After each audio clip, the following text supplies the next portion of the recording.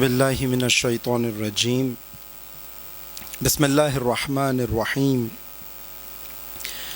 الحمد للہ رب العالمین الصلاة والسلام علی جمیع الانبیاء والمرسلین سیما نبینا و حبیب قلوبنا و شفیع ذنوبنا ابی القاسم المصطفى محمد اللہم صل علی محمد و آل محمد وعجل فرجہم وعلی آلہ الطیبین الطاہرین المعصومین المنتجبین واللعنۃ الدائمۃ علی اعدائہم اجمعین من اليوم عداوتہم الی قیام یوم الدین۔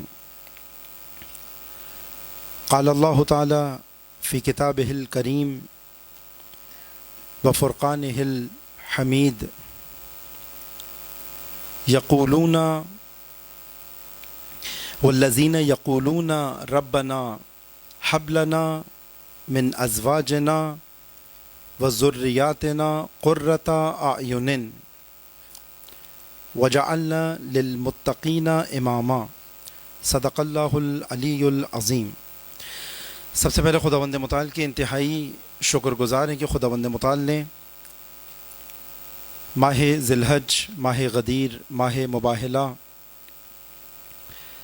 اس میں بھی استقبال ماہ محرم کے ایام میں ہمیں ایک بار پھر یہ توفیق دی کہ سوسائٹی کے انتہائی اہمیت کے حامل موضوع یعنی فیملی، خانوادہ، خاندان کے حوالے سے اس کو امامت کے دائرے میں اس کے مقام کو ڈسکس کر سکے۔ خداوند متعال کی اس توفیق پر شکر بجا لانے کے لیے ایک مرتبہ درود بھیجیں محمد و آل محمد پر۔ اللہم صل علی محمد و آل محمد وعجل فرجہم۔ سورہ فرقان کی آیت نمبر 74 آپ کی خدمت میں تلاوت کرنے کا شرف حاصل کیا، جس کے بارے میں عرض ہوا تھا کہ یہ قرآن مجید کی آیت بھی ہے اور ہمارے پاس روایت معصوم بھی ہے، چونکہ چھٹے امام فرماتے ہیں کہ یہی آیت کہ جس میں دعا کے قالب میں خاندان کی امامت کا ایک پہلو بیان کیا جا رہا ہے،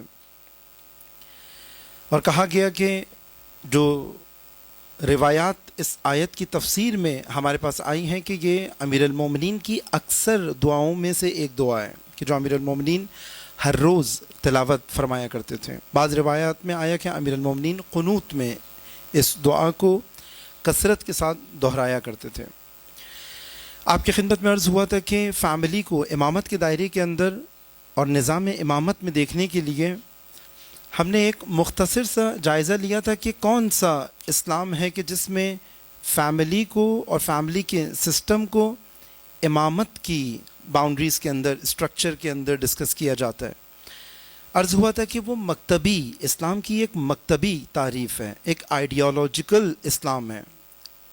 کل ایک سوال بھی ایک مومن نے نماز سے پہلے کیا تھا کہ آپ یہ جو ٹرم استعمال کر رہے ہیں مکتبی اسلام، اس مکتبی اسلام سے کیا مراد ہے؟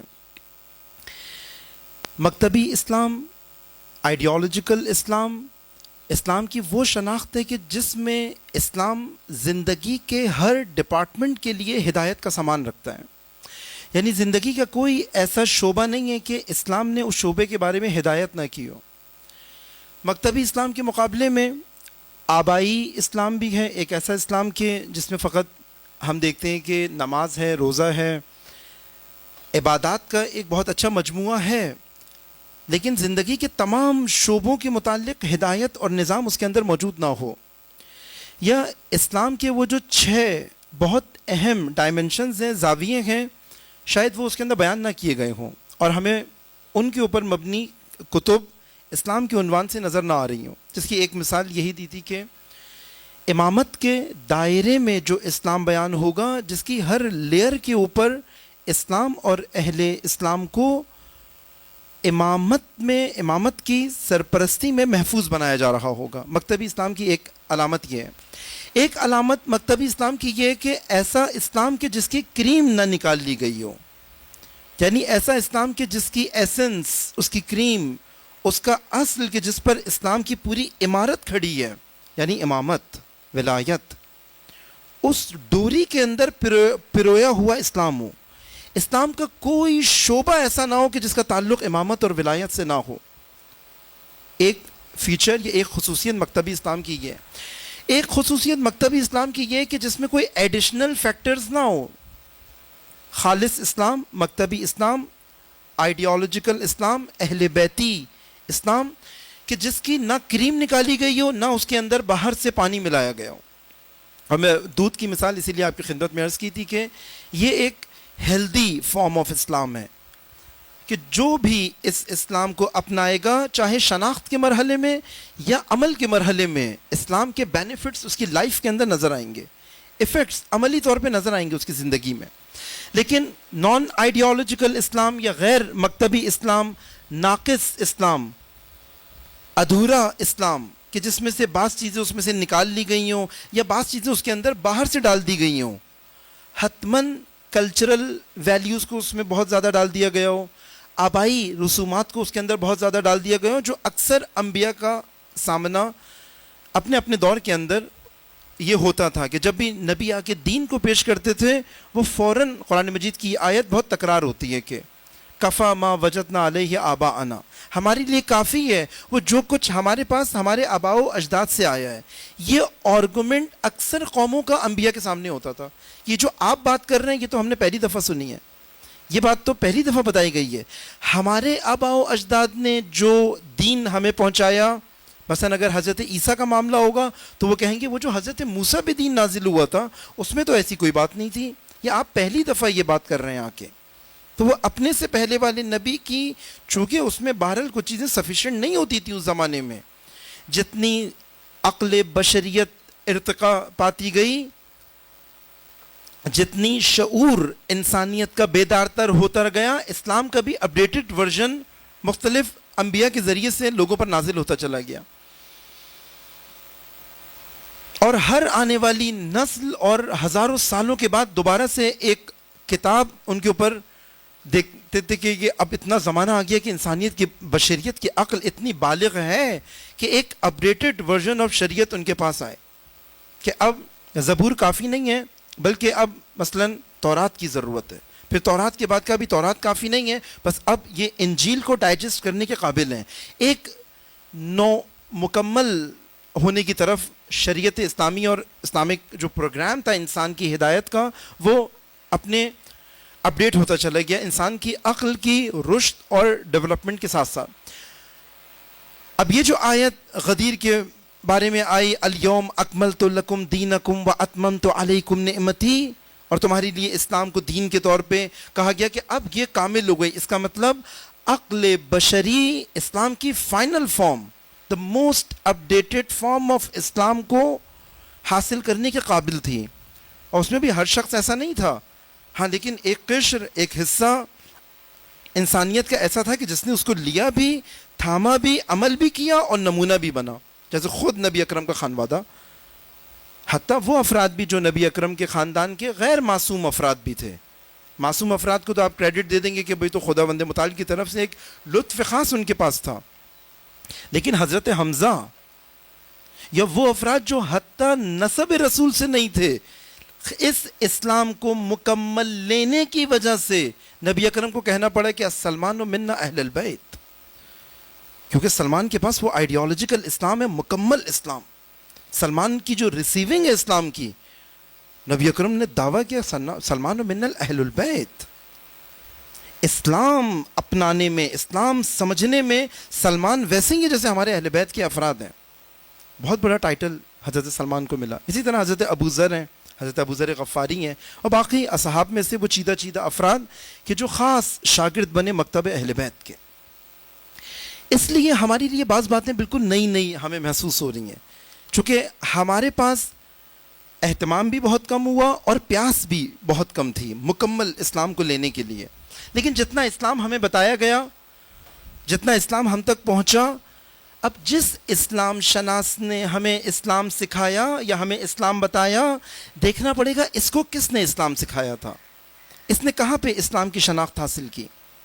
اس کی انڈرسٹینڈنگ اسلام کے بارے میں اتنی ہوگی کہ جتنا اس نے جس اسلام کو سیکھنے کے انسٹیٹیوشن کے اندر کیپیسٹی تھی یا اس کا ڈومین کتنا بڑا تھا. انقلاب اسلامی سے پہلے یہ باتیں ہمارے لیے بہت انوکھی ہوتی تھی. میں نے آپ سے کہا کہ انگشت شمار افراد تھے پچھلے 100 سالوں میں جنہوں نے مکمل اسلام سمجھا اور مکمل اسلام لوگوں کو بتایا بھی. مثلا علامہ محمد اقبال بر صغیر کی مثال یوں دیتے ہیں کہ خداوند متعال نے بر صغیر کے اوپر اتمام حجت کیا. علامہ اقبال قرآنی اسلام کے ایمبیسڈر ہیں، اہل بیتی اسلام کے ایمبیسڈر ہیں. اسی لیے انہوں نے فوراً جب دیکھا کہ بھائی یہ کون سا اسلام تمہارے پاس ہے اور تم نمازیں پڑھ کے صرف سمجھ رہے ہو کہ تمہارے پاس سب کچھ ہے، تو فوراً یہ جملہ کہا کہ قوم کیا ہے، قوموں کی امامت کیا ہے، اسے کیا جانے بیچارہ 2 رکعت کا امام.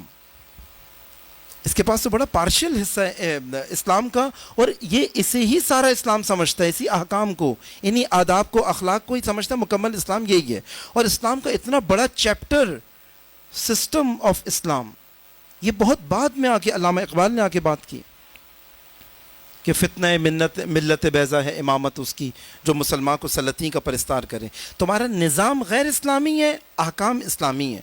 کیا ممکن ہے ایک اسکول کے اندر سسٹم کچھ اور ہو اور احکام، مثلا سسٹم فیڈرل بورڈ کا ہو، احکام آکسفورڈ کے ہوں؟ کلیش کر جائے گا یہ سسٹم، کبھی بھی اپنا آؤٹ پٹ نہیں دے پائے گا.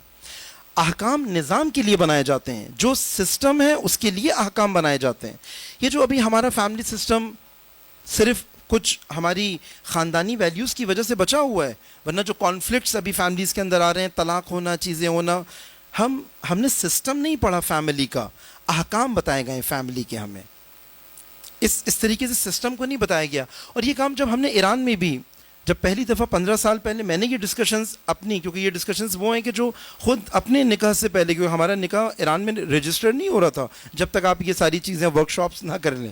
جو یہ ورک شاپ کرے گا، یہ کورس کرے گا، اس کا نکاح گورنمنٹ میں، مثلا جیسے ہمارے یہاں نادرہ ہے، اس کو نکاح کا سرٹیفکیٹ ملے گا کہ جس نے فیملی سسٹم پڑھا ہے، سمجھا ہے. یعنی شوہر بننے کے لیے کچھ پڑھنا پڑے گا تمہیں، باپ بننے کے لیے کچھ پڑھنا پڑے گا، ایک کورس کرنا پڑے گا. اب تمہارے پاس سسٹم آ گیا کہ بھائی تمہیں کرنا کیا ہے، تمہاری رسپانسبلٹیز کیا ہیں اور تمہارے رائٹس کیا ہیں. اب جو لوگ ہمیں سمجھانے آتے تھے، جب ہم ان کو دیکھتے تھے بورڈ پہ وہ پورا اسٹرکچر بنا رہے ہیں، امامت کو ایسے واضح کر رہے ہیں، تو ہمارے لیے بھی بہت بڑی انٹرسٹنگ تھا کہ بھائی یہ کیا باتیں کر رہے ہیں. یہ باتیں تو ہم نے نہ مجلسوں میں سنی، نہ ہم نے جشن میں سنی، نہ بہت سارے اور چیزوں میں ایسے نہیں بتایا گیا. ہمارے لیے بھی بالکل نئی تھی یہ بات. تو وہاں پہ اندازہ ہوا، اس ٹیچر نے ایک بات بتائی تھی. وہ جو ہمارے استاد تھے، انہوں نے کہا تھا کہ بعض جو اسلام بتانے والے اساتید ہیں، علماء ہیں، بعض اسلام کے سسٹم انجینئر ہیں اور بعض اسلام کے ڈپلوما ہولڈرز ہیں. انہوں نے کہا یہ مشکل ہمارے پاس ایران میں بھی ہے. ہر اسلام شناس ضروری نہیں ہے اسلام کا سسٹم انجینئر بھی ہو، جس کو اسلام کی پورا اسٹرکچر انیشیل لیول سے لے کے اور لاسٹ لیول تک اس کو پتہ ہو کہ بھائی اسلام کی باؤنڈریز کیا ہیں، اسٹرکچر کس طریقے سے ہے. اس لیے ابھی جو ہم فریم ورک کی جب بات کرتے ہیں تو کسی بھی ریالٹی کا فریم ورک اس کی کمپلیٹ اینٹیٹی کو شو کرتا ہے. اسی لیے ہم خدا سے عقل تک جو آ رہے ہیں، ہم ایک مکمل امامت کے سسٹم کی بات کر رہے ہیں، جس کے لیولز کو ہم مختلف جگہ پہ ہم نے اس کو ڈیوائڈ کیا کہ بعض لیولز اس کے معصوم امامت ہے، بعض لیولز ایسے ہیں کہ وہ امامت ظاہر نہیں ہے، وہ شروع سے پردہ غیب میں گئے، ہمیشہ تک پردہ غیب میں ہی رہے گی. اگر ہمیں اس امامت سے ملاقات کرنی ہے، ہمیں خود عالم غیب میں جانا پڑے گا، عالم آخرت میں جانا پڑے گا. انا للہ و انا الیہ راجعون. خداوند متعال کی جو ولایت ہے، جو قرآن مجید کے اندر نبی کی ولایت کے ساتھ، ائمہ کی ولایت کے ساتھ آئی ہے، خداوند متعال کی جو ولایت اور امامت ہے شروع سے پردہ غیب میں ہے. لیکن ہمیں کبھی کسی نے اس طریقے سے سمجھایا نہیں کہ بھائی پردہ غیب میں جانے والی امامت، ڈفرینٹ لیولز کی امامت میں بعض ہمارے درمیان موجود ہیں، بعض پاسبل ہے کہ کبھی ہمارے درمیان ہو، پاسبل ہے کہ پردہ غیب میں چلے جائیں.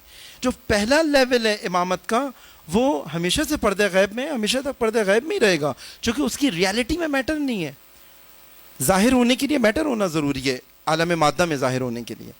بس بات سمجھ میں آ جاتی ٹھیک ہے یہ امامت وہاں پہ ہے. لیکن جن چیزوں کے لیے خدا امام ہے, جن مخلوق کے لیے خدا امام ہے, اگر وہ عالم مادہ میں ہوگا ایک دوسری کیٹیگری آتی ہے. امامت سب سے پہلے انیشیل لیول پہ دو کیٹیگریز میں تقسیم ہوتی ہے, خالق کی امامت, مخلوق کی امامت. اور یہ بہت بڑا فیز ہے امامت کی ٹرانسفارم ہونے کا, کہ امامت خالق سے مخلوق تک آنا امامت کا, یہ بہت بڑا فیز ہے امامت کا ٹرانسفارم ہونے کا اور نیچے کی طرف آنے کا.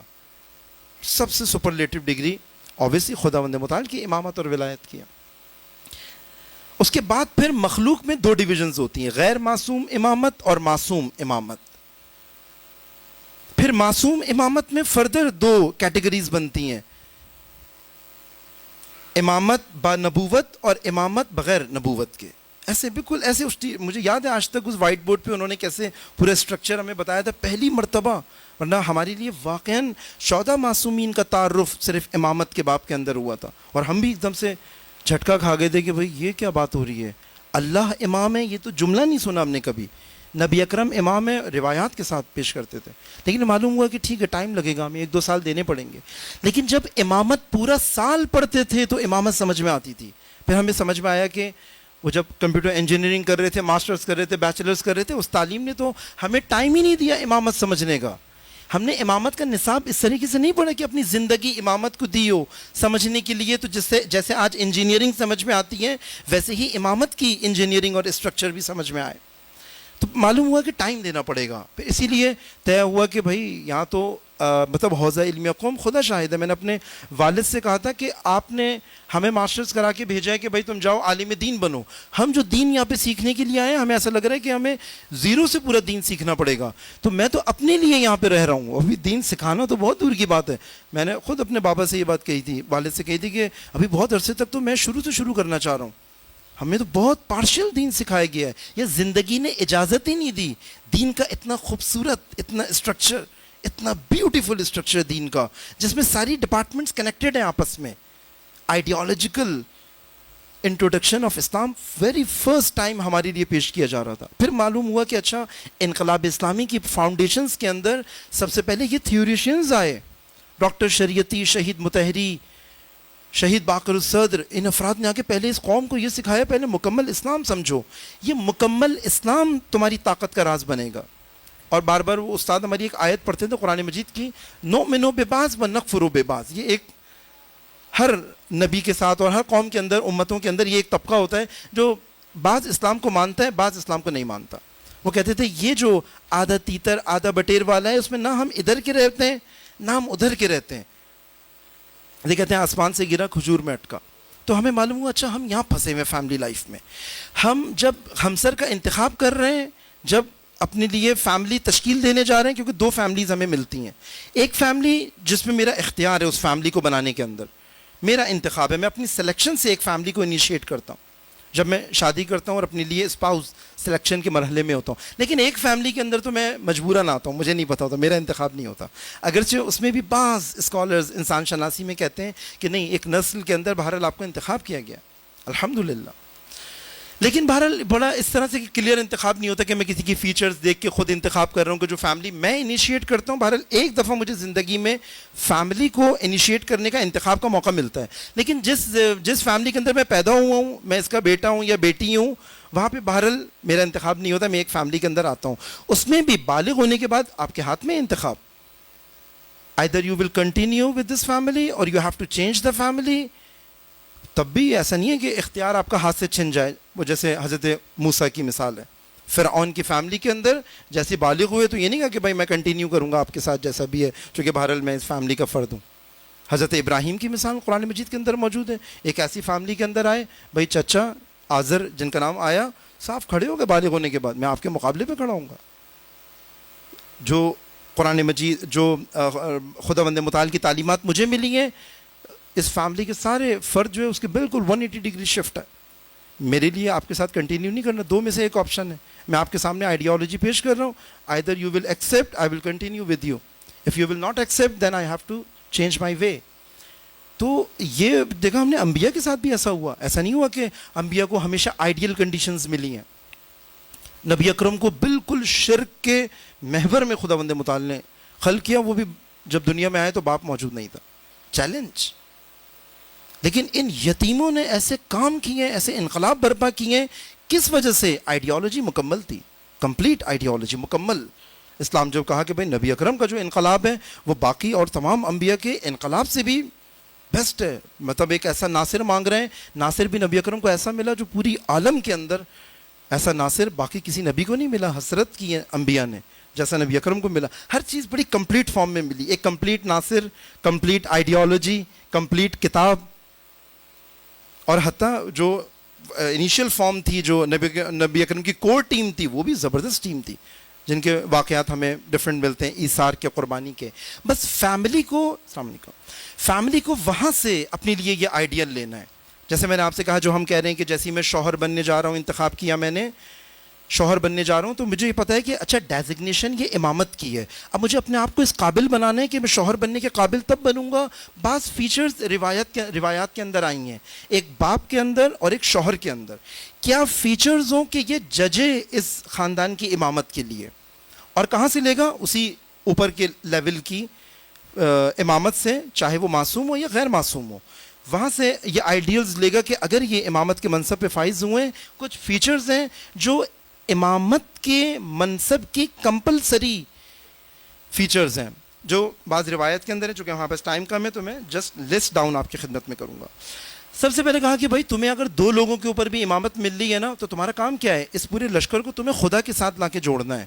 تو یہ تم ان کے مالک نہیں ہو، تم ان کے امین ہو. امام امین امت ہوتا ہے. اب چاہے امت پوری سوسائٹی ہو، امام معصوم ہو، چاہے وہ ولی فقیہ ہو، یا بالکل گھر کے اندر 4 لوگوں پہ امامت ہو، یہ 4 افراد جو تمہارے اختیار میں ہیں، یہ زندہ نفس ہیں. تمہیں اپنے نفس کو خدا تک پہنچانا واجب ہے تمہارے لیے. اب یہ نفس تمہاری اختیار میں دیے گئے، تمہاری سپرویژن میں، تمہاری امامت میں، ولایت میں دیے گئے. تم اس کے ولی ہو، اس خاندان کے. تو اب تمہیں 4 نفس اور اپنے ساتھ خدا تک لے کے جانے ہیں. اور اس کام کے لیے خدا کی خاطر ان کی پرورش کرنی ہے. یہ ہر امام کے اندر ہے، ہر نبی کے اندر یہ کام.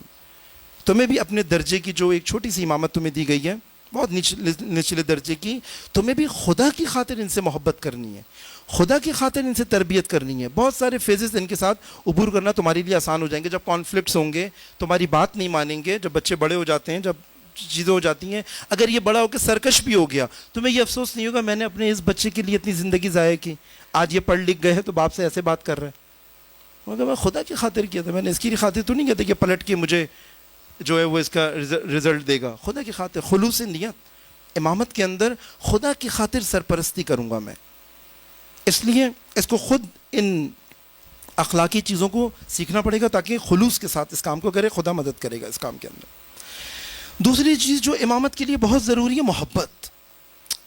امام اوج پر عشق کرتا ہے جس کی سرپرستی اس کے پاس ہوتی ہے. اوج پر، بہت اوج پر. اس کا کام مجرموں کو سزا دینا نہیں ہے، مجرم سے جرم چھڑانا ہے امام کا کام. نفرت نہیں کر سکتا یہ اگر بچہ گناہ گار بھی ہے. امام کے پاس کتنے افراد آتے تھے، آئمہ کے پاس گناہ گار ہوتے تھے. آئمہ جانتے ہیں ان کو گناہ گار. بعض امام فرماتے ہیں، چھٹے امام، میں جانتا ہوں بعض لوگ مدینے میں نہیں آتے، اپنے گناہوں کی وجہ سے میرے پاس نہیں آتے. اپنے راویوں کو، انہی افراد کو بھیجتے تھے کہ ہارون جاؤ ان دونوں کو بلا کے لے کر آؤ. پھر جب وہ آئے اندر، ہارون سے کہا تم باہر چلے جاؤ. وہاں پہ امام، چھٹے امام ان سے فرماتے ہیں کہ میں جانتا ہوں تم اپنی زندگی میں کن گناہوں میں پھنسے ہوئے ہو. زندگی کی کسی موڑ پہ کتنی پستی میں بھی چلے جاؤ، ہم سے منہ مت موڑنا، ہم سے متصل رہنا. ہمارے اندر گنجائش ہے گناہ گار ترین شخص کی ہدایت کے لیے، چونکہ ہم ہدایت کے امام ہیں، ہلاکت کے امام نہیں ہیں. تم ہمارے حریف نہیں ہو، تم ہماری امانت ہو. ہم امین ہیں، امین ہدایت ہیں. شمر کو سید الشہداء نے جب بالکل سید الشہداء کے سینے پہ سوار تھا، تب بھی شمر کی ہدایت کے لیے سید الشہداء نے 4 جملے کہے. مقتل کی کتابوں کے اندر اے شمر، مجھے پتہ ہے یہ کام ہوگا، مجھے اسی فجی ترین انداز سے جو ہے قتل کیا جائے گا. میں چاہتا ہوں شمر تو یہ کام نہ کر، کیونکہ میں نے تجھے اپنے بابا کے ساتھ صف اول کے اندر دیکھا. تم میرے بابا کا انتخاب ہے، تو میرے بابا کے ساتھ تم نے جنگیں لڑی ہیں. کہا کہ میں چاہتا ہوں شمر چھوڑ دے اس کام کو، تو چلا جا، مجھے پتہ ہے یہ کام ہوگا، جو خدا کا ارادہ ہے. یہ ہمیں بتایا گیا، ہمارا وعدہ ہے نبی اکرم کے ساتھ، اپنے نانا کے ساتھ. لیکن میں چاہتا ہوں شمر تو نہ کر یہ کام. کہاں پہ ہدایت کر رہے ہیں؟ سید الشہداء عصر عاشور، امام ہدایت ہے. اب میں اپنے بچوں کو کتنا برداشت کروں، میں اپنی زوجہ کو کتنا برداشت کروں، اپنی فیملی کو کتنا برداشت کروں؟ مجھے ان آئیڈیل سے سیکھنا پڑے گا. امامت کی مشق، انہوں نے یہ سرمشق امامت ہے 14 معصومین. مجھے وہاں سے جتنا میرے لیے پاسبل ہے، جتنا امکان ہے میرے لیے وہاں سے سیکھنا. محبت، شدید محبت، حریص ہونا ان کی ہدایت کے لیے. باپ حریص ہو اپنے بچوں کی ہدایت کے لیے. اب جب ایک انسان حریص ہوتا ہے نا، نبی اکرم طائف میں جا رہے ہیں، جوتے لہو لہان ہو کر آ رہے ہیں، خدا کہہ رہے ہیں نبی اجازت دیں ہم ان پہ عذاب کر دیں کیونکہ ہمیں تمہاری حالت نہیں دیکھی جا رہی. جناب سیدہ وہ پاؤں صاف کرتی تھی نبی اکرم کے، جوتوں میں لہو سے بھرے ہوئے پاؤں. اس کے بعد نبی اکرم کہہ رہے ہیں مجھے ایک موقع اور دو، میں کل پھر جاتا ہوں. قرآن مجید کی آیت آئی کہ حریص ما انتم، یہ نبی حریص ہے تمہاری ہدایت کے لیے. اور پیغمبر سے کہہ رہے ہیں پیغمبر آپ اپنے آپ کو ہلاکت میں ڈالے دے جا رہے ہیں ان لوگوں کی ہدایت کے لیے. بعض جگہ پہ خدا نے باقاعدہ یہ آیت ہمارے پاس آئی کہ ختم اللہ علی قلوبہم، خدا سے نہیں دیکھا جاتا ہے نبی یہ کیا کر رہے، تم ان کو ہدایت دینا چاہ رہے ہو، یہ کیا کر رہے ہیں تمہارے ساتھ؟ ختم اللہ علی قلوبہم. اب یہ ان کی عذاب یہ کہ اب ان کو کوئی ہدایت نہیں دے سکے گا. وہاں پہ نبی اکرم گریا کرتے تھے راتوں میں نماز کی قنوت کی دعاؤں میں، کہ جس قوم کو میں بات سمجھانا چاہ رہا ہوں توحید کی، اے کاش کہ ان کو میری بات سمجھ میں آ جائے. جن کی ہدایت کر رہے ہیں ان کے لیے نماز کی قنوت میں دعائیں کر رہے ہیں. نبی اکرم ڈسکس نہیں کرتے تھے کسی اور کے ساتھ اگر ان کی کوئی پرابلم ہے. دیکھو مجھے آئیڈیل اپنی فیملی کے لیے مل رہا ہے کہ اگر میرے بچے میں کوئی مشکل ہے، میری بیٹی میں کوئی مشکل ہے، یہ خانوادہ میں امانت دار ہوں، یہ سب ایک امانت ہے میرے پاس. یہ 4 لوگ گھر سے باہر نہیں جانی چاہیے اس کی بات. اور زوجہ کے لیے تو بالکل لباس کا لفظ ہمارے پاس روایات کے اندر آیا کہ تم لوگ ایک دوسرے کا لباس ہو. جیسی تم اس لباس کا تذکرہ باہر کرتے ہو خود عریان ہوتے ہو، خود اپنے آپ کو عریان کر رہے ہو. حد الامکان اسلامک فیملی کنسلٹنسی کے اندر یہ آتا ہے کہ صرف طبیب کے ساتھ ڈسکس کر سکتے ہیں، وہ بھی جب جو معاملہ آپس میں انڈرسٹینڈنگ سے سالو نہ ہو سکتے ہیں، صرف طبیب کے ساتھ. نہ کہ اپنا دل ٹھنڈا کرنے کے لیے مجھے اپنے گھر کے معاملات حتماً دوسری فیملیز کے اندر جا کے بتانے اور ڈسکس کرنے. ایون نہ اپنے بہن بھائیوں سے نہ کچھ. یہ شوہر یہ میری عزت، یہ میرا لباس ہے. یہ زوجہ یہ میرا لباس ہے، حرمت ہے اس کی. آئمہ امانت، اس کے اندر امانت داری کا اوج پہ خیال رکھتے تھے. عالموں پہ زمانے ہی، امام جو ہوتا ہے سوسائٹی کا ہو یا گھر کا ہو، اپنے زمانے کے اندر میری فیملی کو جو خطرات لاحق ہیں، ٹیلی ویژن پہ جو خطرات لاحق ہیں، انٹرنیٹ پہ جو خطرات لاحق ہیں، میڈیا پہ جو خطرات لاحق ہیں، آرٹیفیشل انٹیلیجنس کے زمانے میں جو خطرات لاحق ہیں، اور جو کلچر کے خطرہ، ان کے اپنے زمانے کا امام ہوتا ہے، یعنی جانتے عالم ہوتا ہے اپنے زمانے کا. اس زمانے کے اندر میرے بچوں کو کیا کیا چیلنجز ہیں، ایجوکیشن میں کیا چیلنجز ہیں، دوستیوں میں کیا چیلنجز ہیں، مختلف میدانوں کے اندر جانتا ہے. ہوشیار ہوتا ہے، بصیرت ہوتا ہے، عالم و بے زمانے کی، غافل نہیں ہوتا. اس کو معلوم ہوتا ہے کہ میرا بچہ کہاں کہاں پھنس سکتا ہے. پہلے سے 7 سال امیر المومنین نے باقاعدہ بتایا کہ بھئی یہ پہلے سال سے لے کے 7 سال تک میرا بچہ کہاں کہاں پھنس سکتا ہے. 7 سال سے 14 سال تک کیا کیا چیلنجز اس کو حاصل ہیں. جن ان اسکولوں میں نے ڈالا ہے، یہ اسکول میرے بچے کو کیا دے سکتے ہیں، اس کے علاوہ نہیں دے سکتے، اس کا مجھے الگ سے اہتمام کرنا ہے. مجھے پتہ ہے میرے بچے کو آج کے اسکول میرے بچے کو بل گیٹس بنا سکتے ہیں، مالک اشتر نہیں بنا سکتے. یہ اسکولنگ سسٹم میرے بچے کو ایلن مسک بنا سکتے ہیں، حبیب ابن مظاہر نہیں بنا سکتے ہیں. میرے بچے کو مسلم بن عقیل نہیں بنا سکتے. اس کے لیے مجھے اہتمام کرنا، یہ میرا چیلنج ہے. غیر اسلامی تعلیمی نظام کے اندر مجھے خود اپنے بچے کے وہ جو گیپس ہیں ان کو فل کرنے کے لیے کرنا. عالموں پہ زمانے ہی ہوتا ہے، اس کو اپارچونیٹیز بھی پتہ ہیں، زمانے کی تھریٹس بھی پتہ ہیں، فرصتیں بھی پتہ ہیں، اور زمانے کے جو اپارچونیٹیز بھی پتہ ہیں، اور ساتھ میں جو خطرات ہیں وہ بھی پتہ ہیں، تھریٹس بھی پتہ ہیں. اس کے دونوں چیزیں اس کے لیے آنا. خوف خدا، عدالت. بچوں کے اندر ماں کا جو احترام ہے عدالت کے ساتھ. یہ نہیں کہ ابھی میرا ماں سے کانفلکٹ ہوا ہے تو میں بچوں کے سامنے ماں سے ایسے بات کروں یا بیوی سے اپنے ایسے بات کروں، وہاں پہ خوف خدا میرا ہاتھ سے چلا جائے. امام ایسے نہیں ہوگا. اس کو یہ بات پتہ ہے کہ جو بھی پرابلم ہوا ہے، جو بھی چیز ہوئی ہے، یہ time for the time being ہے. بچوں کے اندر کوئی چیز منتقل نہیں ہونی چاہیے. میں خوف خدا کروں اس چیز کے اندر. اس زوجہ کے بارے میں مجھ سے سوال ہوگا. اسی طرح یہ زوجہ خوف خدا کرے اس چیز کے اندر. اگر کوئی فار دا ٹائم بینگ کوئی ایشو ہے، ایسا نہ ہو کہ بچوں کے اندر ہمارے کانفلکٹس بچوں کے اندر ٹرانسفر ہو رہے ہوں. خوف خدا، بھڑاس نہیں اتارے گا کبھی بھی. اس کو پتہ ہے کہ یہ time, this is not a proper time to discuss this thing. ابھی دونوں غصے میں ہیں، ٹھیک ہے، okay we will discuss later. پتہ ہے کہ ابھی اگر ڈسکس کریں گے مسئلہ ہوگا. کانفلکٹ ریزولوشن میں اس کو پتہ ہے کہ بھئی مجھے کہاں کب کس کے سامنے کیا بات کرنی ہے. اور خوف خدا رکھتا ہے اس چیز کے بارے میں کہ وہی میں نے کہا کہ کبھی بھی شوہر اگر اپنی وائف کو اپنا حریف بنا لے، بس پھر یہ ازدواج ختم ہو جاتا ہے. اس کو ہم اپنی ٹیکنیکل ٹرم میں کہتے ہیں ایموشنل ڈائیورس، احساساتی طلاق ہے یہ، ابھی صرف پیپر ورک رہ گیا اس کا، ڈاکومنٹیشن کا مرحلہ طے نہیں ہوا، یہ ایموشنل ڈائیورس ہے ان کے درمیان. اور یہ اس وقت ایران کے اندر بھی، یہاں پر بھی کتنے گھر ایسے ہیں کہ ہمیں صاف پتہ چل رہا ہے ان کے درمیان اتنا ٹھنڈا ریلیشن ہے، اتنا ٹھنڈا، یہ ایموشنلی آلریڈی ڈائیورس ہو چکی ہے، just paper work is left, documentation رہ گئی، سے ڈاکومنٹیشن شرعی طلاق کی باقی رہ گئی، باقی ان لوگوں کا کوئی کنیکشن نہیں ہے. اور یہ کہاں آتی ہے؟ جب ایک دوسرے کو اپنا حریف بنا لیتے ہیں. زوج اور زوجہ کبھی حریف نہیں ہو سکتے. خداوند متعال نے ان کو مودت اور رحمت کے اس کے اندر جوڑا ہے. لیکن پرابلم کہاں ہے کہ جب دونوں کی آئیڈیالوجیکل فیملی اسکلز کے حوالے سے وہی یہ نصاب نہیں پڑھا ہوگا. جب یہ نصاب پڑھا ہوگا تو پتہ ہوگا خوف خدا کہ نہیں بھائی مجھے اس کو ٹھیک کرنا ہے جیسا بھی ہے. دیکھو میں بھی غیر معصوم ہوں، مجھ سے بھی پرابلمز ہو رہی ہیں، میں بھی غیر معصوم ہوں، یہ بھی غیر معصوم ہے، مجھے بھی تحمل کرنا ہے، مجھے بھی تحمل کرنا ہے، اس کو بھی تحمل کرنا ہے. لیکن سکھانا کس نے؟ امام نے. یہ تحمل بچوں کو، زوجہ کو کس نے سکھانا ہے؟ امام نے. پرورش کا مرکز یہاں پہ اس نے سکھانا ہے کہ میرے اندر اوج ہے، یہ تو جذبات میں آئے گی، یہ تو ہے ہی احساساتی، یہ تو ہے ہی ایموشنل. مجھے جو امامت دی گئی ہے قوامون علی النساء، تو میں ان تمام فیچرز کے اندر امامت کروں. تحمل میں بھی امامت کروں، صبر میں بھی امامت کروں، محبت میں بھی امامت کروں، توجہ میں بھی امامت کروں، درگزر میں بھی امامت کروں، عالموں بے زمانے ہی ہونے میں بھی امامت کروں، چیلنجز جاننے میں بھی امامت کروں. چاہے راتوں کو سجدوں میں جا کے رو لوں، لیکن نہیں، اس کے ساتھ نہیں، یہ میری حریف نہیں ہے، یہ میرا چیلنج ہے، مجھے تربیت کرنی ہے اس کی. جیسے میرے بچے میرا چیلنج ہے، میں اپنے بچوں کو حریف بناتا ہوں؟ نہیں بناتا، کیونکہ امامت کرنی ہے مجھے ان کے ساتھ. ائمہ نے کتنا برداشت کیا، امیر المومنین نے اہل کوفہ کو کتنا برداشت کیا.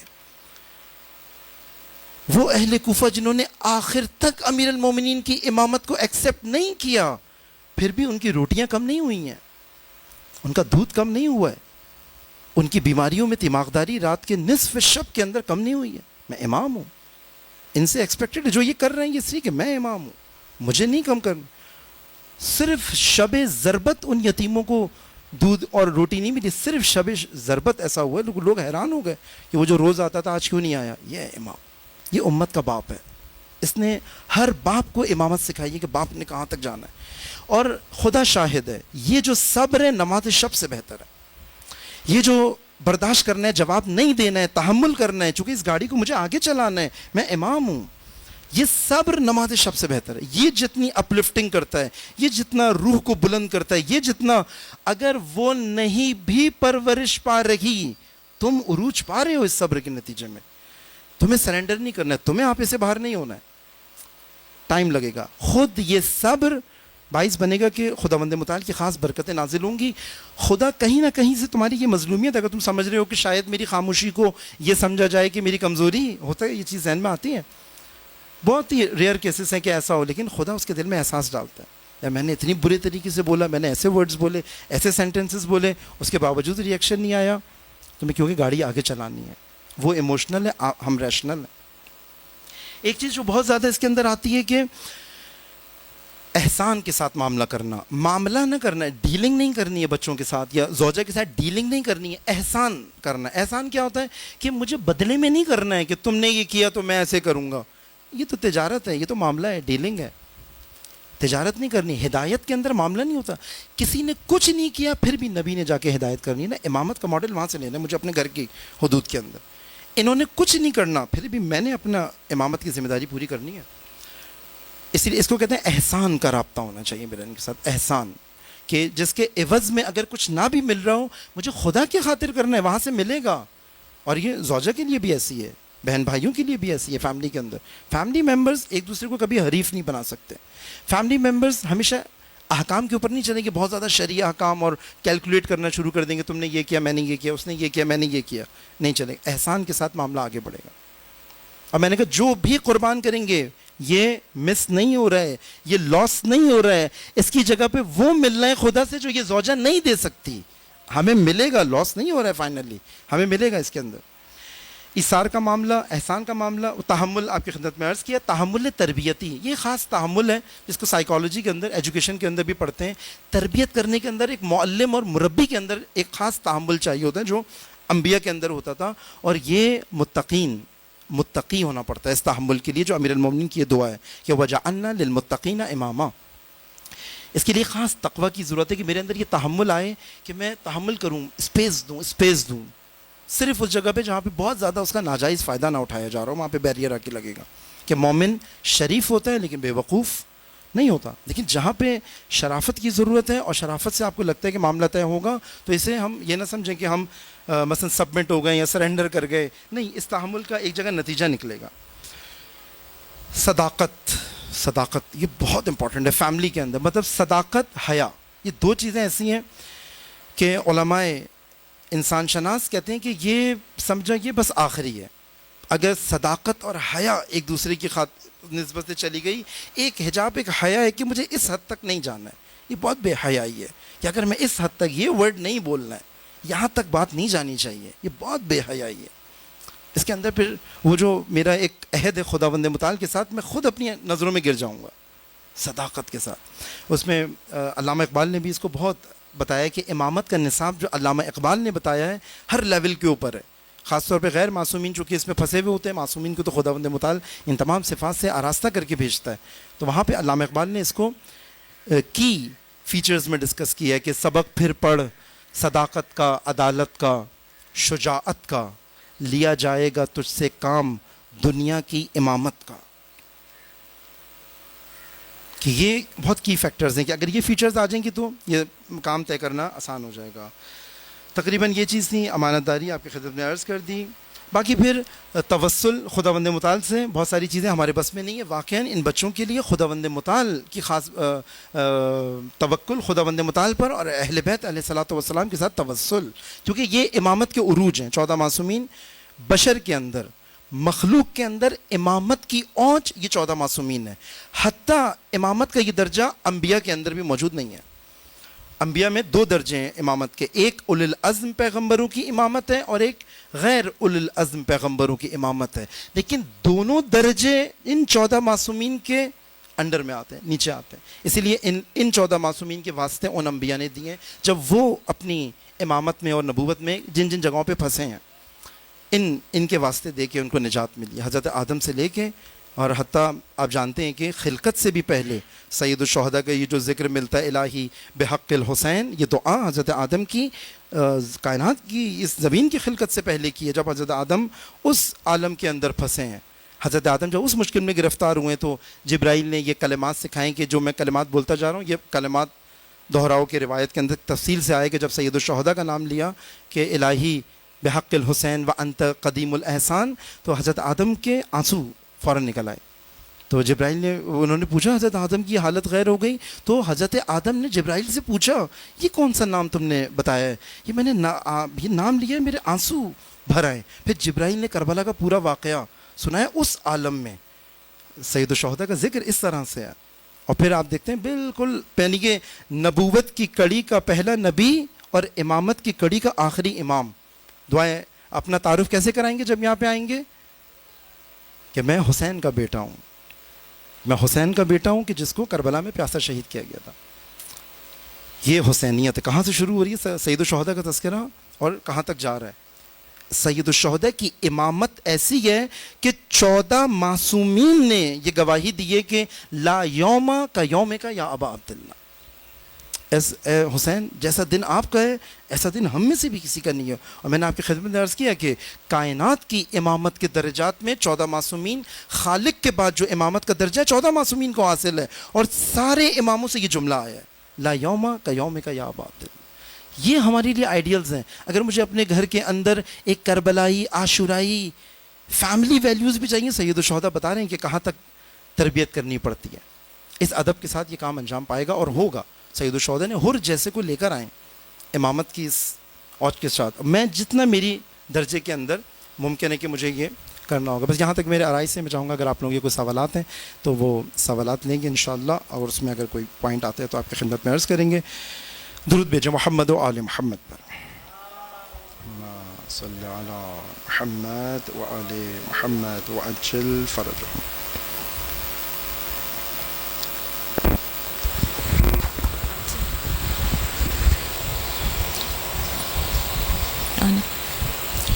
بسم اللہ الرحمن الرحیم. علامہ صاحب، جیسے آپ نے بتایا کہ ڈاکٹر شریعتی باقر صدر اور دوسرا علامہ مطہری، ان لوگوں نے امامت پر کام کیا ہے. تو جب ہمارے امام جعفر صادق علیہ السلام، ان کا تو دور زیادہ تبلیغ رہا ہے، انہوں نے اس پر کام کیا ہے. اور سیکنڈ یہ ہے کہ اگر کسی فیملی میں خانوادہ امامت میں اگر کوئی مرد اہل نہ ہو تو خاتون امامت نہیں کر سکتی. جیسے یہ جو ہم بات کر رہے ہیں کہ علامہ اقبال شہید مطہری ہے، وہ یہاں ہم اپنے اثر کی بات کر رہے ہیں. یعنی اہل بیت نے مکمل اسلام ہمیں دیا، اہل بیت نے مکمل اسلام بیان کیا ہے. ہماری ریسیونگ کے اندر پارشل آیا ہے، ہم نے جو پہنچایا، میں نے کہا کہ ہم نے اپنی ذمہ داری ادا نہیں کی. ان اسکالرز نے اہل بیت اور قرآن سے مکمل اسلام ریسیو کیا ہے، حاصل کرنے کے مرحلے میں بھی اور بیان کرنے کے مرحلے میں بھی اسلام کو مکمل بیان کیا ہے. یہ فنگر کاؤنٹس پہ آنے والی شخصیات. فقط ایک خدا کی خاص لطف تھا علامہ اقبال پہ، امام خمینی رضوان اللہ تعالیٰ علیہ پر، پھر باقی نیچے کے لوگوں نے تو انہی سے خود لے کر اس کو اور ریفائن کر کے پیش کیا. یہ اہل بیت کی خدا نخواستہ وہ نہیں ہے کہ اہل بیت نے بھی خدا نخواستہ مجھ سے کرا، وہ اپنی جگہ پہ مکمل اسلام کے ترجمان ریپریزنٹیٹیو ہیں. ہم اپنے عصر کے اندر بات کر رہے ہیں. مثلا اگر میں آپ سے بات کروں بھائی سید احمد خان نے بھی اسلام بیان کیا ہے اور علامہ اقبال نے بھی بیان کیا ہے. این کو جا و اون کو جا، انہوں نے اسلام کی کون سی ڈائمنشنز بیان کی ہیں، علامہ اقبال نے کون سی ڈائمنشنز بیان کی. علامہ اقبال مکمل اسلام کے پیغمبر ہیں، یعنی مبلغ ہیں. علامہ اقبال مکمل اسلام کے مبلغ ہیں، یعنی کوئی ڈائمنشن چھوڑی نہیں ہے علامہ اقبال نے کہ اسلام نے زندگی کے جس ڈپارٹمنٹ کے اندر ہدایت کی ہے، علامہ اقبال نے اس ڈپارٹمنٹ کو بیان کیا. اور پھر یہ بھی قائل ہیں کہ کوئی ڈپارٹمنٹ زندگی کا ایسا نہیں ہے جس کو ہمیں اسلام کو چھوڑ کے کسی اور سے پوچھنا پڑے کہ ہم اپنے بچوں کو کیسے پڑھائیں، ہم اپنی فیملی کیسے رکھیں، سوسائٹی کیسے تشکیل دیں. اگرچہ میں نے کہا نا، ہم نے ریسیو کرنے میں مشکل ہوا. دوسری بات جو ایک دفعہ ریپیٹ کر دیجیے گا، آپ نے کیا کہیں؟ کوئی مرد اہل نہ ہو خانوادے میں تو خاتون امامت کر سکتی نہیں، ہے. بالکل بھی. خداوند متعال نے یہ چیز آپ اپنے ذہن میں رکھیں کہ کنوارا رہنا اسلام کے اندر اگر اس قابل نہیں ہے، دو میں سے ایک آپشن ہے. یا تو آپ سمجھ رہے ہیں وہ پروگریس کر رہے ہیں، اس قابل بن رہے ہیں، وہ نصاب پڑھ رہا ہے، اس قابل بن رہے ہیں، چیزیں سالو ہو سکتی ہیں. اگر ہو سکتی ہیں تو ٹھیک ہے. یا اگر ہسبینڈ ہے ہی نہیں، میں کہوں سنگل پیرنٹنگ کا تصور اسلام کے اندر نہیں ہے. سنگل پیرنٹنگ کے اندر یہ انسان شادی کرنے کے بعد بھی شوہر باہر رہتا ہے، میں یہاں پہ اکیلی رہتی ہوں، یہ کانسیپٹ اسلام کے اندر نہیں ہے. یہ بالکل ایسے ہی کراہت والی زندگی ہے کہ جیسے شادی سے پہلے کی زندگی اسلام نے کہا ہے بڑی کراہت والی زندگی ہے. آبجیکٹو حاصل نہیں کر پاؤ گے انسانیت کے، اور یہ ساری چیزیں تمہارے لیے ڈبل ہو جائیں گی. تو اسلام کے لیے اس طرح کی جس کے اندر ہسبینڈ اویلیبل نہ ہو فزیکلی، اسلام کے لیے اس طرح کی کوئی چیز کی گنجائش نہیں ہے. اور جہاں پہ بہت ہی یعنی ایمرجنسی لیول ہو تو for the few days, maximum few weeks اور فیو منتھس، وہ بھی اتنا بڑا آرگومنٹ ہونا چاہیے کہ جس کے لیے ایک دوسرے کو برداشت کر رہے ہوں. لیکن اگر ان میں سے ایک کو بھی حرام میں پڑھنے کا خطرہ ہو تو نماز، روزے، حج، زکوٰۃ ایسے ہی ضائع ہوتا ہے جیسے ایک کنوارے شخص کا ضائع ہوتا ہے. جیسے نبی اکرم کی وہ اصطلاح ہے نا، شدید اصطلاح ہے. نبی اکرم نے کہا میری امت میں سب سے شریر لوگ وہ ہیں جو غیر شادی شدہ ہیں. یہ اصطلاح نبی اکرم نے بہت کم استعمال کی ہے. ایک دم سے ان کو کہا کہ اہل شر ہیں وہ افراد جو غیر شادی شدہ افراد ہیں. اسلام کے اندر فیملی تشکیل دینا واجبات میں سے واجب ہے. یہ نہیں کہ بھائی ایک دفعہ تو دے دی تھی، اب تو میں ہسبینڈ کا انتقال ہو گیا، اب میں 30 سال بغیر ہسبینڈ کے گزاروں گی. امامت کے بغیر نہیں ہو پائے گا. محنت کرنی پڑے گی چوز کرنے میں، اپنے آپ کو اتنا اس قابل بناؤں کہ بالکل ویسے ہی معاملہ ہے کہ جیسے قوموں کے ساتھ ہوتا ہے. اگر قومیں اس قابل نہیں ہوں گی، امام غیبت میں لے لیا جائے گا، سزا ہے تمہاری. ابھی اپنے آپ کو اس قابل بناؤ، امامت کے قابل بنو، خدا تمہیں امامت دے گا. اور اس میں سے بھی بہت اکثری اگر کوئی اقلیت بھی ہوتی ہے، ایران میں ہم نے مثال دیکھی، ہمیں پتہ ہے کہ ہمیں نہیں ملی، اور ہمیں اگر ملی بھی علامہ اقبال جیسی شخصیت تو ہم نے اس کے ساتھ کیا کیا. تو ہمیں پتہ ہے اس درجے کی امامت کا حق ادا نہیں کر پا رہے ہم، جس نے صرف دین پڑھنے میں اور پڑھانے میں ہماری کو محنت کری، ہمیں لینے کا بالکل انٹرسٹ نہیں ہے. لیکن دیکھیں وہاں پہ علامہ اقبال نے اردو سے فارسی میں تبدیل کیا. آج مجھے پتہ چل رہا ہے کہ اس کا راز کیا تھا. آج وہ نتیجہ دے رہا ہے. اردو سے اپنے کلام کو فارسی میں تبدیل کرنا ہمیں نظر آ رہا ہے نتیجہ دے رہا ہے. اور علامہ اقبال نے کہا پہلا شعر اسی طرح سے شروع کیا کہ اسر من دانندے اسرار نیست، یوسف من بہر این بازار نیست. یہ جو میرا عصر ہے یہ تو اتنا مکمل اسلام سمجھنے کے لیے ریڈی نہیں ہے، تیار نہیں ہے. یہ جو یوسف میں دینا چاہ رہا ہوں، پیور محمدن اسلام جو میں دینا چاہ رہا ہوں، یہ تو کوئی لینے والا تیار ہی نہیں ہے. تو اسلام پھر امام علامہ اقبال چلے گئے اہل فارس کی طرف، کہنے مجھے ان کے اندر پوٹینشیل نظر آیا، کیپیبلٹی نظر آئی، اگر میں ان کو دوں گا شاید یہ ریسیو کر لیں گے. رہبر معظم فرماتے ہیں ہماری قوم نے بھی 50 سال لیٹ ریسیو کیا. علامہ اقبال نے یہی باتیں 1920 میں کی تھیں، لیکن ہم نے 1979 میں امام خمینی سے سمجھی ہیں وہ باتیں. اگر علامہ اقبال کی بات سن لی ہوتی یہ انقلاب 1920 میں آ چکا ہوتا. مکمل اسلام تحرک پرور ہوتا ہے، مکمل اسلام انقلاب پرور ہوتا ہے، مکمل اسلام چینج لے کر آتا ہے. تو اس کے اندر ایسا نہیں ہے کہ میں امامت کے بغیر کہ میں خود کر لوں گی یا سنگل پیرنٹ یا میں کر لوں گی، نہیں. جو جس کی جگہ ہے خداوند متعال نے دی ہے، اس کے اندر ایک حکمت ہے، وہ کام ہمیں کرنا پڑے گا. جی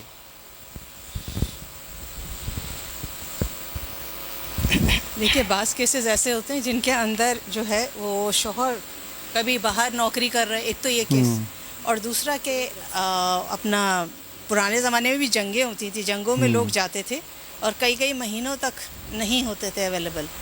تو اس صورتحال میں بالکل ایسی ہے، اس میں کیس ٹو کیس ڈفر کرتے ہیں. بالکل بعض فیملیز ایسی ہیں جنہوں نے اپنے آپ کو آمادہ کیا ہے. اصل پرابلم وہی ہے کہ آپ کی زندگی کے اندر اسٹریسز نہیں آنے چاہیے، انزائٹی نہیں آنی چاہیے، طبیعتیں خراب نہیں ہونی چاہیے، اور حرام میں پڑنے کا خطرہ نہیں ہونا چاہیے. اگر اپنے آپ کو اتنا آمادہ کیا ہے، ان فیملیز نے اپنے آپ کو اتنا آمادہ کیا تھا کہ ان کے شوہر اگر اتنے دور ہوتے تھے اور ان کی فیملی اگر دور ہوتی تھی، وہ مینیج کر رہے ہوتے تھے، فلسفہ زندگی ان کا فوت نہیں ہوتا تھا. اگر ایسی صورتحال ہے تو مشکل نہیں ہے.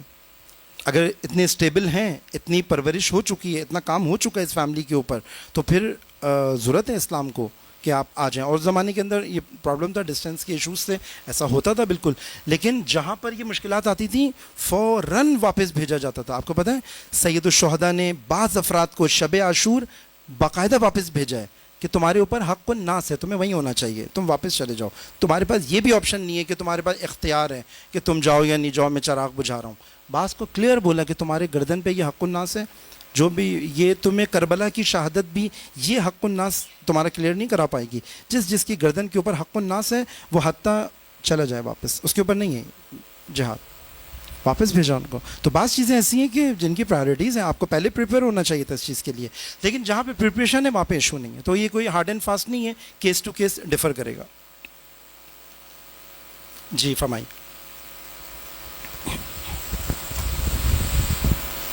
جی کل بھی میں نے یہ اطاعت کے بارے میں سوال کیا تھا کہ اطاعت کے درجات کیا ہیں. بالکل دیکھیں، اطاعت کے اندر بھی جتنی اس کی ذمہ داری امامت کرنے کی، پریپریشن ہونے کی اور سرپرستی کی اور اپنے آپ کو بنانے کے لیے، اتنا ہی وہاں پہ سبمٹ ہونا، اطاعت کرنا وہ بھی اتنا ہی بافضیلت ہے. لیکن اطاعت امامت کے مقابلے میں، اطاعت اسی الہی حاکمیت کے مقابلے میں اطاعت ہے. میں نے کہا ایسی چیزوں کے اندر نہیں ہے، دو ہی لیول ہے. اگر یہ اسی راستے پہ لے کر آ رہے جس کی وجہ سے خدا نے اس کو ولی بنایا ہے، میرا امام بنایا ہے، سرپرست بنایا ہے، اگر اسی ڈائریکشن میں لے کر جا رہے ہیں تو یہاں اطاعت واجب ہے. لیکن پتہ چل رہا ہے کہ نہیں، یہ تو آمریت ہے، یہ تو ڈکٹیٹرشپ ہے. میں اس اطاعت کے نتیجے میں، کیونکہ یہ خود بھی نہیں پہنچ پایا، مجھے بھی نہیں لے کے جا رہا، وہاں پہ اندازہ ہو جاتا ہے، بہت پھر سائنس سے پتہ چل جاتا ہے. وہاں پہ اس وجہ سے نہیں، چونکہ شوہر کی اطاعت تو واجب ہے، اس لیے میں نے نماز چھوڑ دی ہے، اس لیے میں حجاب نہیں کرتی، چونکہ شوہر کو پسند نہیں ہے شادیوں میں حجاب کرنا. تو کہا کہ نہیں بھائی، یہ خود بھی جہنم میں جا رہا ہے، تمہیں بھی اپنے ساتھ لے کے جا رہا ہے. ہم تو ڈوبے ہیں صنم، تم کو بھی لے ڈوبیں گے. یہ یہاں پہ ایسے نہیں کہ ہر قیمت پہ اطاعت کرنی ہے. غیر معصوم کی اطاعت تب تک ہے جب تک اس کے اندر وہ فیچرز موجود ہوں، چاہے وہ ولی فقیہ ہو یا شوہر ہو. جیسے ہی اس کی فیچرز ختم ہوں گی، امامت کے درجے سے باہر ہو جائے گا وہ. پھر وہاں پہ میں نے کہا نا، یہاں پہ طلاق لینا واجب ہے. ہمارے لیے اتنا طلاق کو اتنا برا نہ بنائیں کہ جہاں پہ طلاق لینا واجب ہے وہاں پر بھی یہ سفر کر رہی ہو اور پھر بعد میں کہہ رہی ہو کہ یہ تو میں نے خدا کی خاطر کیا ہے، چونکہ خدا کو پسند نہیں ہے طلاق. نہ بنو امیہ کے ساتھ کی حاکمیت میں زندگی گزارنا بھی حرام ہے، اور اگر گھر کے لیول کے اوپر بھی کوئی ہو جو حتیٰ امامت کے فلسفے سے دور کر رہا ہو، امامت کے آبجیکٹیو سے دور کر رہا ہو، وہاں پر بھی آپ کنٹینیو نہیں کر سکتے. گریجول خودکشی ہے ایسے شخص کے ساتھ زندگی گزارنا. ایک حد تک دیکھ سکتے ہیں، لیکن یہ جو پرابلمز ہوتے ہیں اس میں کیس ٹو کیس دیکھا جاتا ہے. یہاں پہ ہم بہت کلی نہیں کہہ سکتے، بہتر ہے اس اسپیسیفک کیس کو الگ سے ڈسکس کیا جائے گا کہ آپ ابھی کس لیول کے اوپر ہیں، کہ یہاں پہ یہ جگہ ہے یعنی یا آپ کو ابھی مارجن دینا ہے. اور جی بات یہ کہ جیسے اکثر ہوتا ہے کہ کبھی کبھی تو سرکمسٹینشل بھی تو یہ چیزیں ہوتی ہیں، اور دوسرا یہ کہ ضروری نہیں کہ ہر کوئی اطمینان کی اس لیول پہ ہو جیسے آپ بتا رہے ہیں کہ امام بننے کے لیے ضروری ہے، پر with the passage of time ہر کوئی گرو کرتا ہے. تو اس سینیریو میں کیا ہے؟ اس میں آپ کو مارجن دینا ہے. بالکل میں نے آپ سے کہا نا کہ اگر ڈائریکشن سیٹ ہے نا, اگر کوئی یہ بھی کہہ رہے ہیں نا میں چاہتا ایسا ہی ہوں کہ میں ایسا شوہر بنوں, ایسی زوجہ بنوں, مجھ سے ہو نہیں پا رہا, لیٹ سپورٹ می ان دس, یہاں پہ آپ کو مارجن دینا پڑے گا. چونکہ ہم نے کہا نا غیر معصوم ہے, لیکن وہ ایک چیز غلط کر رہے ہیں, اس کے بعد یہ کہہ رہے ہیں کہ نہیں یہی اسلام ہے, یہی جو میں نے آپ سے کہا کہ بھائی یہ جو میں چاہتا ہوں کہ تم بے حجاب رہو نا محرموں میں بھی, اور شادیوں میں مکس گیدرنگ تو چلے گی, مسئلہ نہیں ہے, بلکہ میں تمہیں دیکھنا چاہتا ہوں, میری ایگو ہرٹ ہوتی ہے جب میں دیکھتا ہوں میرے دوستوں کی بیویاں تو بے حجاب ہیں اور تم ہمیشہ جو حجاب میں جاتی ہو. یہاں پر نہیں مارجن دے سکتے, حرام کے لیول پہ نہیں دے سکتے جہاں پہ حرام میں پڑنے کا خطرہ ہو, کیونکہ شادی کی اس وجہ سے تھی کہ یہ اس سے شادی کر لوں گی تو حرام سے بچ جاؤں گی, یہ اس نے بھی کی تھی کہ میں معصیت سے بچ جاؤں گا. لیکن اگر ایک طرح کے حرام سے بچ کے دوسری طرح کے حرام میں جانا تھا تو پھر تو سمجھ جاؤ ایک عجیب سا وہ ہو گیا, ہم پھنس گئے اس کے اندر. لیکن وہاں پہ مارجن دیا جا سکتا ہے جہاں پہ سامنے والا ایکسیپٹ کر رہا ہو کہ یس میرے اندر یہ ویکنیس ہے and I am trying to solve this issue, اور میں اس میں پڑھ رہا ہوں, چیزوں کو اسٹڈی کر رہا ہوں, چیزوں کو امپروو کر رہا ہوں. وہاں پہ تو ایک دوسرے کا ساتھ دینا ہے, بلکہ وہ تو بہت بیوٹی ہے تو اس چیز کی, جہاں پہ ایکسیپٹنس ہے اور امپروومنٹ ہے وہاں پہ ساتھ دینا ہے, اس کو تو برداشت کرنا ہے. باقی بہت اچھی بات ہے, بعض لوگوں نے یہ امامت کے لیولس کے اوپر ڈی ایچ اے کے اندر اس کی ایکسٹینشن کے طور پہ محرم کے پہلی یا دوسری تاریخ کو کچھ سیشنز رکھے ہیں, انہوں نے بھی اپنے گھر پہ یہ بہت اچھا کام انجام پایا ہے کہ ایک خانوادے نے انیشیٹ کیا ہے, ایک ٹاپک کو کھولا ہے. بہت سارے لوگوں کے اندر کنفیوژنس بھی ہوں گی, بہت سارے سوالات بھی ہوں گے, اور میں نے آپ سے کہا نا یہ بالکل ایسی ہے جیسے پورے سال انجینئرنگ اور ڈاکٹر بننے کے لیے سلیبس کو سمجھنے کی سیکھنے کی ضرورت ہے. بہت اچھا ہے کہ پہلا قدم یہاں سے اٹھا ہے, اور کچھ مومنین وہ لیے ذمہ داری اپنے اوپر کہ بھائی ہم اپنے گھروں میں بھی یہی 20-25 لوگوں کو بٹھا کے یہ کنفیوژنس دور ہوں, سوالات کے جوابات دیے جائیں. تو ہم نے یہ کیا ہے کہ جب تک ہم یہاں اویلیبل ہیں انشاءاللہ 20 محرم الحرام تک, تو جہاں جہاں پر بھی یہ ہوگا کہ 20 سے 25 مومن بھی اگر جمع ہو سکتے ہیں تو ہم چاہیں گے کہ آئیڈیالوجیکل اسلام کی ڈفرینٹ ڈائمنشنز ان کی خدمت میں پیش کی جائیں, اسی مینر کے اندر کے انٹریکٹیو مینر کے اندر. تو جو پروگرامز ہوں گے انشاءاللہ سفینۃ النجات کے پلیٹ فارم سے آپ لوگوں کو انفارم کر دیں گے کہ بحریہ میں یا ڈی ایچ اے میں یہ اپارچونیٹیز ہیں کہ وہاں پہ بھی آپ لوگ اس کو ایکسٹینشن کے طور پہ دے سکتے ہیں. ایک چیز اور, جن فیملیز نے یہاں پہ شرکت کی ہے, ہم نے ایک چھوٹی سے تحفہ آپ لوگوں کے لیے رکھا ہے, کیونکہ حدیث قصہ کے اوپر ایک پکٹوریل بک ہے. ہم چاہ رہے ہیں جتنے فیملیز یہاں پہ ہیں, اگر فیملی کے 3 افراد ہیں تو ہم اس فیملی کو ایک بک دینا چاہ رہے ہیں جو کہ ہم نے مینجمنٹ کی خدمت میں پیش کی ہے. انشاءاللہ آپ تک یہ پہنچ جائے گی. ایک بہت امپورٹنٹ چیز ہے جو ہم ابھی آ رہے تھے تو ہمارے اساتید ہمیں ضرور محرم الحرام کے حوالے سے نصیحتیں کرتے ہیں کہ محرم کے اندر مثلا ہم جاتے ہیں اپنے اسپریچول ٹیچرز کے پاس, تو ہم کوشش کرتے ہیں کہ وہ ان کی جو خاص نصیحتیں ہوتی ہیں وہ ہم آگے بھی لوگوں کو بتائیں, اور وہ بڑی کارآمد ہوتی ہیں. وہ میں ایک ڈسکس کرنا چاہوں گا اپنے استاد کی, کہ انہوں نے ہم سے کہا کہ جیسے کچھ لوگ یہاں پہ متبرک چیزیں منگواتے ہیں کہ بھئی آپ حرم امام رضا سے میرے لیے یہ لے کے آئیے گا, سید الشہداء کی بارگاہ سے یہ لے کے آئیے گا. تو استاد نے کہا کہ وہ افراد جہاں تک یہ چیزیں نہیں بھی پہنچ پاتی, ایک نسخہ انہوں نے کہا میں آپ کو دے رہا ہوں, اور آپ نے یہ کہا محرم الحرام میں خود بھی کرنا ہے اور جو افراد آپ کی دسترسی میں ان کو بھی یہ بات بتانی ہے کہ سید الشہداء کے اوپر گریہ کرنا اور یہ آنسو جو ہے ہمارے پاس روایات کے اندر بہت مقدس طور پہ ان آنسوؤں کی قدر و قیمت آئی ہے. تو انہوں نے کہا کہ آپ ایک رومال انہی ایام میں جس میں ہم مجالس میں جائیں گے, ایام ازا کے اندر جائیں گے, اور ان 10 دنوں کے اندر زیادہ فریکوینسی کے ساتھ جائیں گے, تو انہوں نے کہا ایک علیحدہ رومال اپنے لیے فقط فرش ازا کے اوپر بہنے والے آنسوؤں کے لیے اپنے لیے بنائیں وہ رومال, اور اس رومال کو آپ نے سنبھال کے رکھنا ہے اپنے پاس, یہ صرف ان آنسوؤں کا ہو, اور 10 دن عاشورہ تک آپ نے مینٹین کرنا ہے اس رومال کو اپنے پاس. اور ہمارے جو اسپریچول ٹیچر ہیں حضرت حرم حضرت معصومہ سلام اللہ علیہ کی بارگاہ میں خادم بھی ہیں, انہوں نے کہا کہ میں خود ضامن ہوں اس چیز کا, یہ تجربہ شدہ بات ہے انہی ایام کے اندر عاشورہ تک خاص طور پہ. کوئی عاشورہ کے بعد بھی اس کو ایکسٹینڈ کرنا چاہے, دینا چاہے تو یہ بہت اچھی ہے جس کی جتنی توفیق ہے. اس رومال کو پھر اپنے قرآن کے ساتھ عاشور والے دن اپنے جہاں بھی آپ قرآن رکھتے ہیں جو غلاف ہوتا ہے, اس رومال کو دھونا نہیں ہے, اس رومال کو اپنے قرآن کے ساتھ آپ نے رکھنا ہے. سال بھر کے لیے اس کے اندر اتنا تبرک ہے, اتنا تقدس ہے کہ اس سے زیادہ میں اور کوئی نسخہ نہیں بتا سکتا. زندگی کی کسی مشکلات کے اندر بھی, چاہے جسمانی ہو یا روحانی ہو, بچوں کے اندر ہو بڑوں کے اندر ہو, اس رومال کو مس کرنا اور اس رومال کو اپنے عزاخانے کے اندر رکھنا, اتنی قدر و قیمت ہے اس رومال کی. اب میرے لیے خود بھی بہت تھا کہ اس طرح کی بات انہوں نے پہلے کبھی نہیں کی, لیکن اس سال انہوں نے کہا کہ یہ کام آپ مومنین کی خدمت میں بھی پیش کیجیے گا. یہ تجربہ شدہ چیزیں سید الشہداء کی جیسے خاک میں شفا ہے, اسی طرح سید الشہداء کے نام پہ بہنے والے یہ آنسو متبرک ہیں, مقدس ہیں. اس میں. تو یہ بہت اچھی چیز ہے اور یہ ہم بڑی آسانی کے ساتھ کر سکتے ہیں اگر تھوڑی سی توجہ کے ساتھ کریں. انہوں نے کہا پھر پورے سال آپ اس رومال سے جو ہے تبرک لیں اور جب دوبارہ بھی مجالس کا سلسلہ ہوتا ہے تو اس رومال کو اسی پرپس کے لیے اپنے ساتھ رکھیں. اور انہوں نے مثال بھی دی کہ انہوں نے کہا کہ میں نے خود امام خمینی رضوان اللہ تعالیٰ علیہ کو یہ کام کرتے ہوئے دیکھا. امام خمینی رضوان اللہ تعالیٰ علیہ کے لیے پسینے کا اور چیزوں کا رومال الگ ہوتا تھا. سید الشہداء کے مجلس میں بہنے والے آنسوؤں کے لیے ایک الگ رومال امام خمینی رضوان اللہ تعالیٰ علیہ مینٹین کرتے تھے. تو انہوں نے مثال کے طور پہ بھی بتایا اور ہم نے پھر اس مرد قلندر کی زندگی کے اندر ان چھوٹی چھوٹی آداب سید الشہداء کی بارگاہ میں اور سید الشہداء کے اس عزاداری کے اندر ہونے والی بھی برکات ان کی زندگی کے اندر دیکھیں. درود بھیجیں محمد و آل محمد پر. ما صلی علی. پروردگار عالم سے دعا گو ہیں کہ یہ جو ہم نے ذکر سید الشہداء، ذکر اہل بیت، ذکر قرآن اور اسلام کا جو ذکر کیا، خداوند متعال ہماری اس عبادت کو اپنی بارگاہ میں قبول و مقبول فرمائے. پروردگار عالم کی بارگاہ میں دعا گو ہیں کہ ہماری زندگیوں کے اندر اسلام ناب، خالص اسلام، مکمل اسلام کو سمجھنے کی توفیق عنایت فرمائے. جنہوں نے بھی اس محفل کا، اس سیمینار کا اہتمام کیا اور اس کے لیے تگودو کی کاوش کی، جتنے بھی سفینۃ النجات کے جتنے بھی ممبرز ہیں، خاص طور پہ یہ گھرانہ جو کہ ہمیشہ ہی اہل بیت اطہار کی تعلیمات کی خدمت میں رہتا ہے، خداوند متعال ان کی توفیقات میں اضافہ فرما، ان کی جملہ حاجات کو اپنی بارگاہ میں قبول فرما. بانیان سیمینار یا شرکاء سیمینار کے جتنے بھی مریض ہیں ان کو شفائے کامل و عاجل عنایت فرما. پروردگار عالم تیری بارگاہ میں دعا گو ہے ان کے مرحومین کو جوار رحمت میں جگہ عنایت فرما. تیری بارگاہ میں دعا گو ہیں پروردگار عالم اہل بیت کے ماننے والے دنیا بھر میں مظلوم ہیں، اہل بیت کے ماننے والے مختلف ظالموں سے برسر پیکار گئے ہیں. دشمنان اہل بیت، دشمنان عزاداری، دشمنان مکتب اہل بیت اگر ہدایت کے قابل نہیں ہیں ان کو ان کے عزائم سمیت نیست و نابود فرما. پروردگار عالم تیری بارگاہ میں دعا گو ہیں عزاداروں کی جان و مال و عزت و آبرو کی حفاظت فرما.